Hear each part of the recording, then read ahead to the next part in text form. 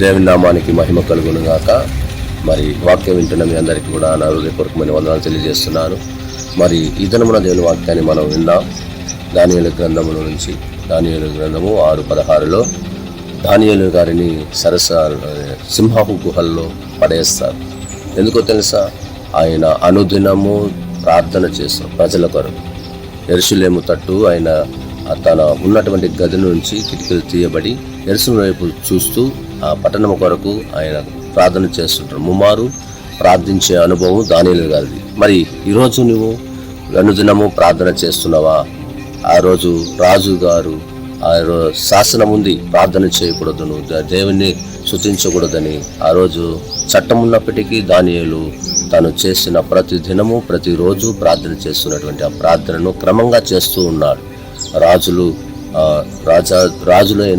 రాజు అయినటువంటి దేవాతి దేవుడినైన ప్రభువైన క్రీస్తును మనం ఎప్పుడు కూడా సేవించాలి, గణపరచాలి, మహిమపరచాలి. అయితే దానియేలు ప్రార్థన చేస్తున్నప్పుడు ఆయన ఎత్తుకొని వచ్చి సింహాల గుహల్లో పడేసి బంధించేశారు.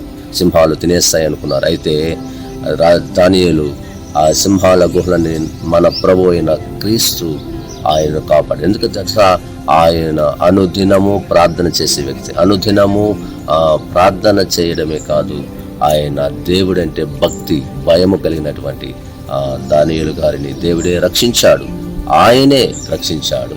ఎప్పుడైతే దానియేలు గారు ఆ సింహాల గుహలు పడేసినప్పుడు వారు రాళ్ళు పెట్టి ముద్ర వేసినా కూడా అక్కడి నుంచి దేవుడు తప్పించాడు. ఏ రాజు అయితే, ఏ సైన్యమైతే అక్కడ గుహల్లో పడేసేశారు వారే మారారు.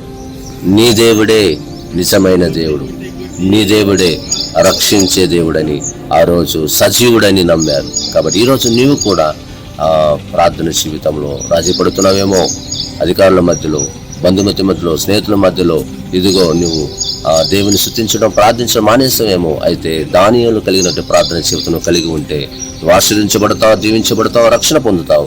మరి ఈ మాటలను మీరందరూ కూడా విని ఇదిగో దానియేలు కలిగిన ఆ పట్టుదల, ప్రార్థన జీవితం, ప్రార్థన బలము, ప్రార్థన శక్తి, అక్కడ రాజు గారు అందరూ మారారు. ఈరోజు నువ్వు కూడా మారాలని, నిన్ను కూడా దేవుడు రక్షించాలని ఆయన కోరుకుంటున్నాడు. కాబట్టి ఈ మాటలు నీ జీవితంలో కూడా నువ్వు ముమ్మారు ప్రార్థన చేయాలని మనస్ఫూర్తి కోరుకుంటూ ఈ మాటలు ముగిస్తూ దేవుడు దినమంతా మీ కృపాక్షేమను అనుగ్రహించి క్షేమం అనుగ్రహించి నడిపించును గాక. God bless you.